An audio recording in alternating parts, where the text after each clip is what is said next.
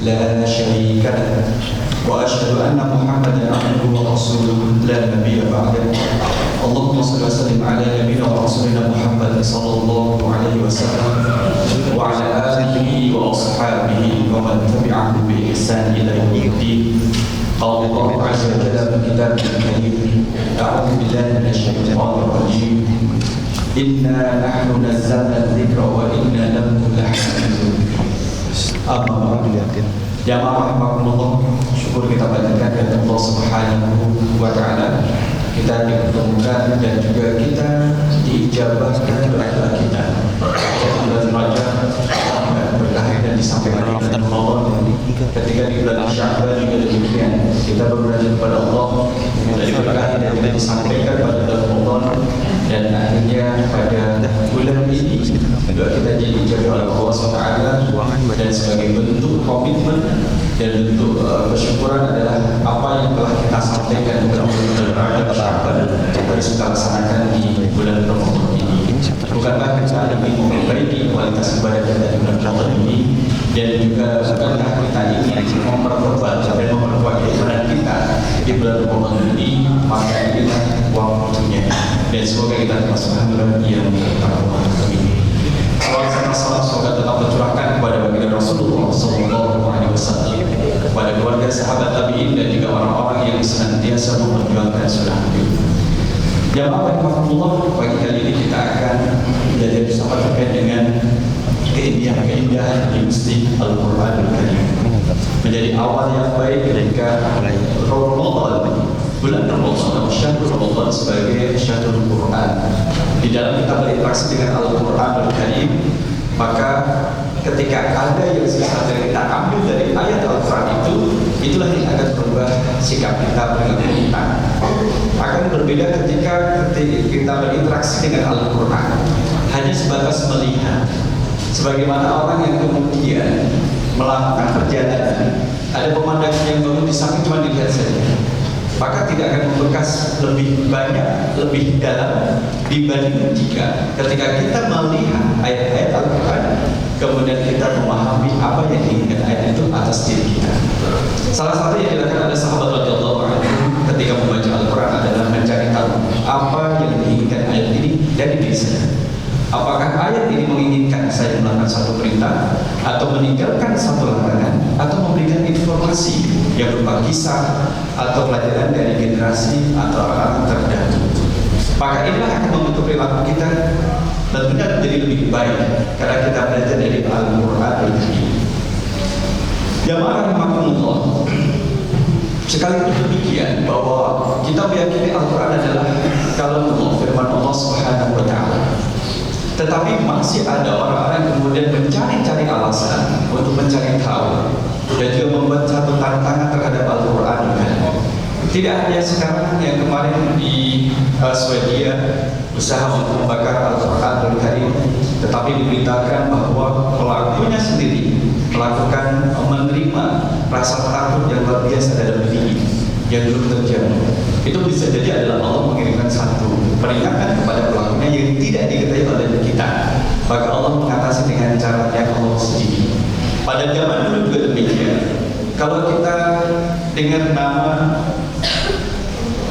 Walid bin Al-Mughirah, Walid bin Al-Mughirah adalah orang yang benci salah satu dari sekian banyak orang yang benci terhadap Rasul Sallallahu Alaihi Wasallam. Dia tidak beriman terhadap Al-Quran dan dia tidak meyakini Al-Quran itu. Tetapi dia sendiri dengan kemampuan bahasanya sebagai seorang adibul udaba, syair syu'ara, meyakini bahwa Quran itu bukan buatan Muhammad. Dan itu dia jelaskan berkali-kali dengan redaksi yang tegas. Seorang Muhammad tidak akan pernah bisa membuat semisal Al-Quran. Ini adalah ucapan dari seorang yang paham dengan bahasa Arab. Kenapa? Karena jangankan Muhammad, siapapun manusia tidak bisa membuat semisal dengan Al-Quran. Sehingga dia mengatakan bahwa Al-Quran tidak mengatakan apa yang dibacakan oleh Muhammad, mengatakan demikian, apa yang dibacakan oleh Muhammad sesuatu yang indah, sangat indah rasanya, tertata rapi. Dia bukan buatan manusia dan dia juga bukan buatan jin sekali. Jadi Walid bin Mughirah setelah paham dengan bahasa jin, bahkan jin sekalipun tidak bisa membuat seperti apa yang dibacakan oleh Muhammad, dan Muhammad sendiri tidak bisa membuat seperti itu. Dia itu pengakuannya betapa indahnya Al-Quran. Dia sendiri tidak mengakui bahwa itu adalah buatan manusia, dan dia tidak percaya bahwa itu adalah firman Allah SWT. Walid bin Mughirah tidak begitu dikenal, tapi anaknya sangat kita kenal, yang bernama Khalid bin Walid. Itulah Walid bin Mughirah adalah bapaknya Khalid bin Walid. Sangat paradoks antara bapak dengan anaknya ketika berinteraksi dengan Al-Quran Al-Karim. Di dalam surah Al-Isra ayat ke-88 itu menjelaskan bagaimana Allah memberi tantangan secara terbuka kepada makhluk jin dan manusia untuk mendatangkan yang semisal dengan Al-Quran. Bahkan kemudian mereka saling membantu dengan yang lainnya, tapi datangkan semisal dengan Al-Quran yang terdiri dari 30 juz, 114 surah. Adapun ayatnya jadi berbeda di antara ulama. Itu pun tidak bisa dilakukan. A'udzubillahi minasyaitonir rajim. Qul la ijtama'atil insu wal jinnu 'ala an ya'tu bimithli hadzal Qur'an la ya'tu bimithlihi walau kana ba'dhum li ba'dhin dhahira. Qul, katakanlah, la ijtama'atil insu wal jinnu, jika manusia dan jin berkumpul untuk mendatangkan ala ayatu bimithli hadzal Qur'ani, untuk mendatangkan yang semisal dengan Al-Quran, semisal dengan Al-Quran, berarti satu Al-Quran penuh full, la ya'tu bimithlihi, mereka tidak akan mampu mendatangkan yang serupa, walau kana ba'dhum li ba'dhin dhahira, sekalipun mereka membantu satu sama dengan yang lainnya. Dalam ayat ini kata al-insu didahulukan daripada kata al-jin, memberi makna yang berbeda. Kalau kita baca Al-Zariyat, wa ma khalaqtul jinna wal insa illa liya'budun, jin didahulukan daripada al-ins. Dalam surah An-Nas, minal jinnati wan nas, jin didahulukan daripada kata an-nas, yang berarti manusia. Maka salah satu penjelasannya adalah ketika al-insu didahulukan dari kata al-jinnu, memang yang sering melakukan pembantahan terhadap Al-Quran adalah manusia. Lebih banyak dan lebih sering dilakukan oleh manusia pembantahannya. Maka al-tartib, zikrul tartib, penyebutan secara urut itu memberi makna bahwa yang pertama lebih dominan dari yang kedua. Al-insu lebih dominan daripada al-jinnu. Sekalipun jin juga ada tentang terhadap Al-Quran Karim, tapi manusia lebih jelas pertentangannya.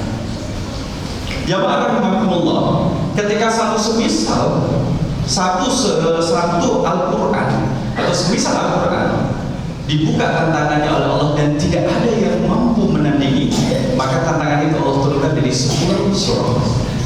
Kalau kalian tidak mampu mendatangkan semisal dengan Al-Quran, tantangan diturunkan menjadi 10 surah, ada dalam surah Hud ayat yang ke-13. A'udzu billahi minasyaitonir rajim.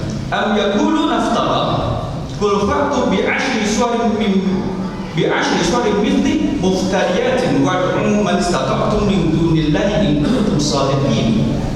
Kemudian tantangan diturunkan jadi 10 surah. Am yaquluna naftara, bahkan apakah mereka mengatakan qul fa'tu bi ashri suwarin mithli, dia Nabi Muhammad telah membuat Al-Quran itu, katakanlah kalau demikian datangkanlah 10 surah semisal dengan Al-Quran ini. 10 surah saja, pilih surah-surah yang disuka, pilih di dalam Al-Quran, mau yang panjang, yang pendek ataupun yang sedang, silakan pilih. Buat umman istata'tum min dunillahi in kuntum shadiqin, dan ajalah siapa saja yang kalian suka, yang kalian anggap sanggup untuk mendatangkan dan membantu kalian selain Allah, in kuntum shadiqin, jika kalian benar orang, jika kalian termasuk orang yang benar. 10 surah tidak bisa ditandingi. Allah turunkan lagi dari 1 surah. Dalam surah Yunus ayat yang ke-38. Am yaquluna naftara, bahkan apakah pantas mereka mengatakan bahwa dia Nabi Muhammad telah membuat Al-Quran itu? Qul fa'tu, katakanlah ya Muhammad, datangkanlah bi suratin mithlihi, satu surah yang semisal dari apa yang ada dalam Al-Quran. Ambil satu surah, mau yang surah paling pendek 3 ayat sekalipun silakan, atau yang hanya sekalipun silakan, tapi satu surah. Wa tu'u man istata'tum min dunillahi in kuntum shadiqin. Mintalah bantuan kepada siapapun selain Allah in kuntum shadiqin, jika kalian termasuk orang yang benar. Satu surah pantangan ini tidak bisa dipenuhi.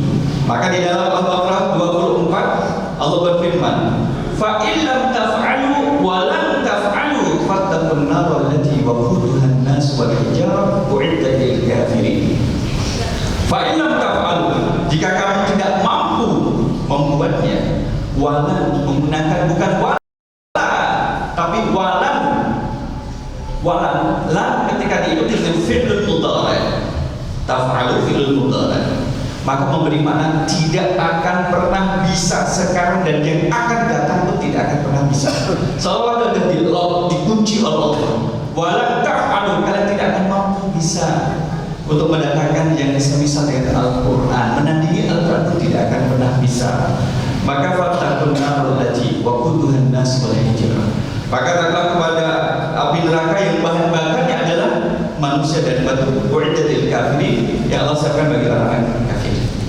Jamaah rahimakumullah, mari kita lihat bagaimana keindahan Al-Qur'anul Karim. Banyak sisi-sisi yang bisa kita pelajari dari Al-Quran. Dari sisi semantisnya bisa, dari sisi morfologisnya bisa, ilmu sarafnya, atau dari sintaksisnya bisa, dari ilmu nahwunya, atau semantis dari ilmu balaghahnya, ataupun yang lainnya, atau ilmu aswatnya juga, fonologinya. Kita lihat di dalam Al-Quran yang rahmatullah, secara umum bentuk kalimat ini ada 2. Kalau kita mau klasifikasikan bentuk kalimat itu ada 2. Seperti alhamdulillahirabbil alamin, satu bentuk kalimat. Qul a'udzu birabbin nas, bentuk kalimat yang lain ada 2. Yang alhamdulillahirabbil alamin itu adalah disebut dengan kalimat nominal atau jumlah ismiyah. Turunannya nanti ada jumlah mansukhah, dimulai dari inna wa akhwatuha atau kana wa akhwatuha atau zunna wa akhwatuha. Yang kedua adalah qul a'udzu birabbin nas, adalah jumlah fi'liyah, kalimat verbal, dimulai dengan fi'il. Yang alhamdulillah dimulai dengan isim. Secara umum kaidah asasiyah dalam jumlah fi'liyah itu adalah fi'il, fa'il, dan maf'ul bih. Itu tertib urutannya. Tapi ketika kita membaca surah Al-Fatihah ayat yang kelima, iyyaka na'budu wa iyyaka nasta'in, susunannya tidak seperti fi'il, fa'il, maf'ul bih, predikat, subjek, kemudian objek, tapi melainkan objek didahulukan. Iyyaka na'budu wa iyyaka nasta'in. Iyyaka yang berada di depan, kalau ditarik di belakang akan berubah menjadi na'buduka. Wa iyyaka nasta'in wa nasta'inuka, membaca jauh berbeda maknanya dengan iyyaka na'budu yang diinginkan oleh Allah Subhanahu wa taala. Kalau dalam kalimat na'buduka, kami menyembahmu, maka membuka peluang penyembahan-penyembahan pada yang lainnya. Tetapi ketika ka dikeluarkan dari urutannya, berada di belakang, menjadi ditakdirkan taruh di depan, maka memberi makna atau itu makna taksis atau ikhtisas, khusus, sehingga maknanya adalah hanya kepadamu lah kami menyembah Allah dan hanya kepadamu lah kami memohon pertolongan. Jadi ada memberi makna hanya dan tidak membuka peluang bagi yang lainnya. Kalau terjadi, itulah pelakunya disebut dengan musyrik. Maka dipuji oleh Allah, iyyaka na'budu wa iyyaka nasta'in. Maka kalau kita lihat dalam surah Al-Kafirun, sekali Rasul membacakan surah Al-Kafirun di depan orang-orang kafir, maka pupus harapan mereka mengharap bahwa Rasul mau bersinergi dalam teologi keyakinan yang mereka anut. Setahun Rasul menyembah Tuhan mereka, dan kemudian mereka menyembah Tuhan Rasul dengan dibacakan Al-Kafirun sudah selesai. Karena paham, mereka paham dengan makna yang ada di dalam surah Al-Kafirun. Maka kita akan mulai melihat dan ada beberapa kunci untuk memahami keindahan Al-Quran dari sisi leksikologi misalkan. Ada ilmu nahwu, ilmu saraf, ilmu balaghah, ilmu dilalah, itu bisa menjadi bekal minimal mempelajari keindahan Al-Quran Karim yang disebut dalam i'jazul ilmi Al-Quran Karim. Mari kita lihat dalam surah Al-Quran ayat yang keempat dan kelima, yauma yakunun nasu kal farashil mabthus. Yauma, pada hari itu. Kapan? Ini pada hari kiamat. Yauma, pada hari itu. Allah tidak sebutkan dalam bentuk kemudian bentuk isim ma'rifat yang sudah diketahui. Allah tahu kapan terjadinya hari kiamat, tapi kita tidak tahu. Maka disebutkan dalam bentuk yauma, bukan al-yauma tapi yauma. Yakunun nasu, manusia kal farashi, bagaikan seperti laron, binatang laron, al-mabthuthi, yang berterbangan. Jamaah kalau kita perhatikan, kenapa Allah memilih laron? Kenapa manusia disamakan dengan laron? Dalam kajian semantik ilmu balaghah adalah ada tasbih, ada musyabbah bih, ada musyabbah, musyabbah bih. Penyerupaan di sini adalah manusia musyabbah diserupakan dengan laron sebagai musyabbah bih, dengan ada tasbih ka, seperti al-mabthus adalah wajh syibhi yang memiliki kesamaan. Berarti bisa kita ketahui bahwa pada hari kiamat nantinya manusia itu kalau melihat kondisi manusia pada hari kiamat, lihat bagaimana laron keluar dari tanah setelah turun hujan, bagaimana mereka terbang. Apakah mereka satu arah? Kalau ikan di air, mereka bisa berenang satu arah, membentuk formasi. Kalau burung di awan, itu bisa terbang membentuk formasi. Tapi laron tidak demikian. Dia terbang adalah asywaiyah, acak adul, nabrak satu dengan yang lainnya, tidak berarah. Karena sekali dia keluar, maka saat itulah masa hidupnya laron itu sudah habis. Maka saat terjadi hari kiamat, maka tidak ada kehidupan lagi di dunia setelah terjadi hari kiamat. Sebagaimana laron, kalau sudah keluar maka tidak ada lagi kehidupan bagi mereka. Allah memilih hewan laron itu seperti keterangan di Zamakhsyari dalam Al-Kasyaf adalah simbol kehinaan. Binatang laron adalah simbol kehinaan. Lantas apa hubungannya dengan manusia yang hidup pada hari kiamat? Mereka yang hidup pada hari kiamat adalah mereka yang tidak percaya terhadap hari kiamat. Sedangkan yang beriman terhadap hari kiamat itu sudah Allah wafatkan dengan awan putih yang muncul dari arah Yaman agar mereka tidak melihat ngerinya hari kiamat. Maka kal farashi al mabthus ini membuat permisalan musyabbah, musyabbah bih dengan ada tasbih dan wajh musyibhi, ada sisi kesamaannya. Sedangkan jamaah rahimakumullah, wa taqulul jibalu kal ihnil manfush, sebagaimana gunung-gunung seperti bulu yang dihambur-hamburkan. Gunung seperti bulu. Jadi disamakan bahwa gunung yang sebesar kita ketahui, gunung Merapi yang dekat dengan kita, itu ternyata tidak lebih berat dari sebuah helai bulu yang kemudian dihambur-hamburkan oleh Allah. Betapa ringannya dan betapa kecilnya gunung. Apalagi manusia yang tidak percaya terhadap hari kiamat dan kemudian Allah perlakukan, dihinakan mereka karena mereka tidak percaya terhadap hari kiamat. Dalam surah Al-Baqarah, jemaah rahimahullah, ayat yang kelima, kita sering mendapatkan kata al-muflihun. Al-muflihun, ulaika ala hudan min rabbihim wa ulaika humul muflihun. Kita mengambil kata, akar kata dari muflihun adalah fa, lam dan ha. Falaha, muflihun bisa berarti dia adalah orang-orang yang beruntung. Falaha itu adalah akar kata dari makna petani, falahun. Korelasi antara petani dengan orang beruntung, lihat, kita mau diajarkan filosofi lihat orang petani. Bagaimana kemudian petani ingin sukses dalam panennya, ingin beruntung dalam panennya, mereka mulai dari pengolahan bibit, dari awal sudah menyiapkan lahan untuk bibit. Dan itu berbeda dengan lahan yang akan ditanami. Ketika bibit sudah tumbuh, dirawat, dijaga, kemudian akan diambil, ditanamlah bibit padi itu kemudian di sawahnya.